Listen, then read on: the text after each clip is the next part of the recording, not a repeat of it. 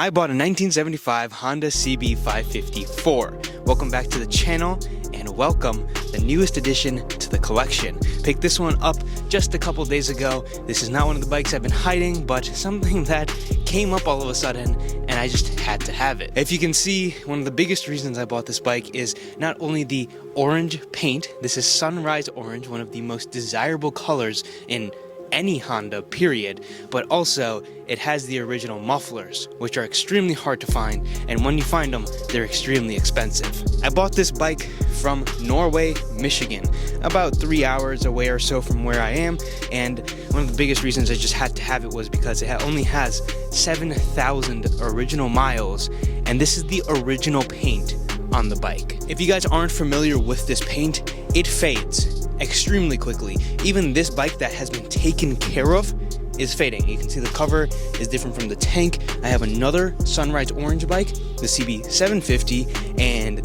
that bike on top, the entire tank is basically completely primer because of the sun fade. This bike is completely bone stock original. The only modification, if you can call it a modification, that it does have is it has a handlebar extender to it.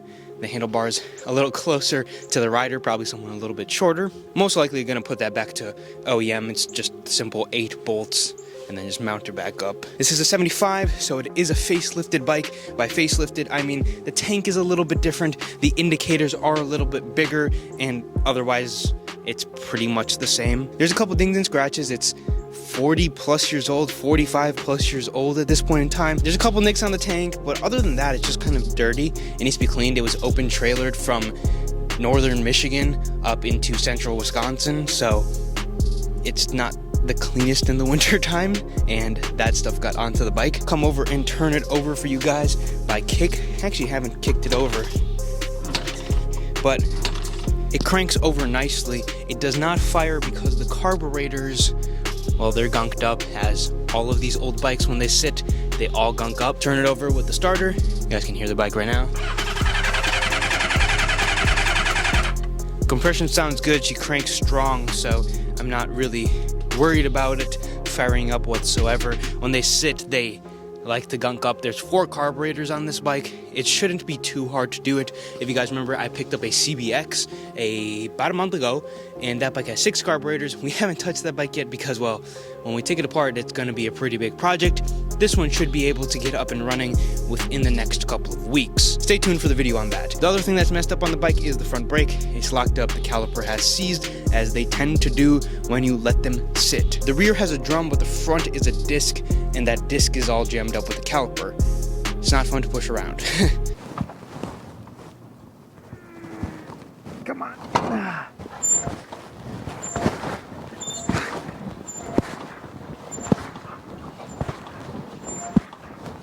Oh. Other than that, there's really not too much to say. This is a bike that we hadn't had in the collection ever.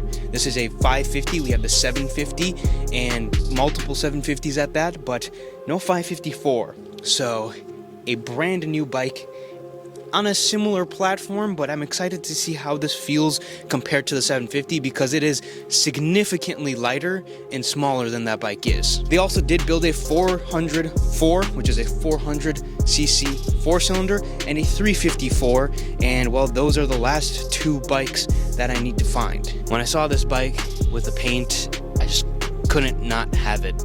I made quite the deal to go get this. I paid $100 over asking just to get the bike because someone else was interested. I wasn't ready to let this bike go. I do have the original key, and one weird thing about the 550 is the key slot for the seat is on the wrong side compared to the 750s. At least the 750s flip up this way. Well, even the 450 flips up this way, but this bike flips up the other way. I don't know why. It's not really the biggest deal in the world, but it's just a weird quirk of the 550, I suppose. Or perhaps it's not original like that. It probably is original like that, though. You guys know I'm about to talk about the color of the gauges, however. The gauges on this bike are blue. 750 gauges are blue, and also green, mainly primarily green. I have one of the three 750s that I believe either has black or blue gauges, and the other two both have green gauges. I do have a 450 which I've shown on the channel, and that also has the blue gauges, but it has small blue gauges. This has the bigger meters on it, and I think they look really good. It's a little bit different, and this bike revs to just over 9,000 RPM. These old Hondas are just rock solid. They're like a quartz watch, right? They will just keep ticking and ticking and ticking as long as you pay just a little bit of attention to them. As far as what I'm gonna do with it, I'm gonna clean it up and make sure it's running nicely. We're gonna clean the carbs, we're gonna dip the carbs and clean the jets out. Not even gonna rebuild them, just clean them out and put them back on. The bike's basically brand new. I'm not even kidding you. This bike has 7,047 miles on it. That's it. That's a huge reason why I said, you know what? I'll pay over for it. A little bit over. The deal is good. When the deal's good, you gotta have it.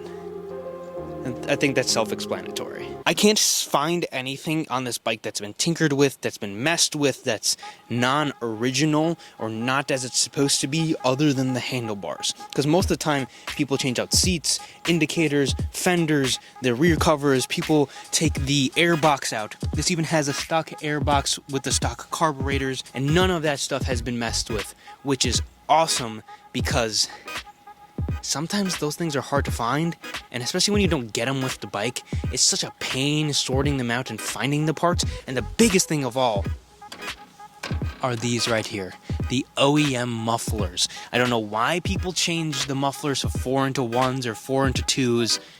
It's like a piece of art with the 4 pipes.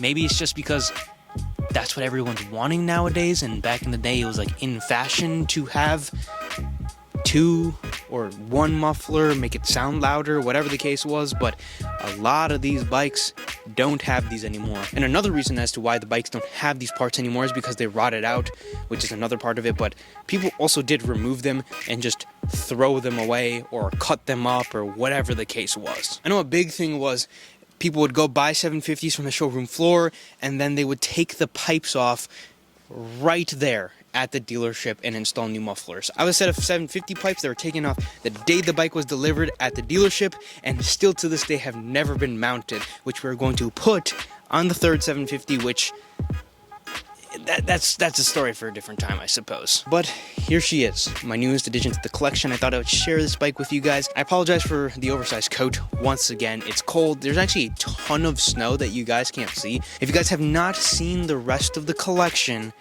check the video out here. If you guys want to see the 750 or the CBX, check those out as well.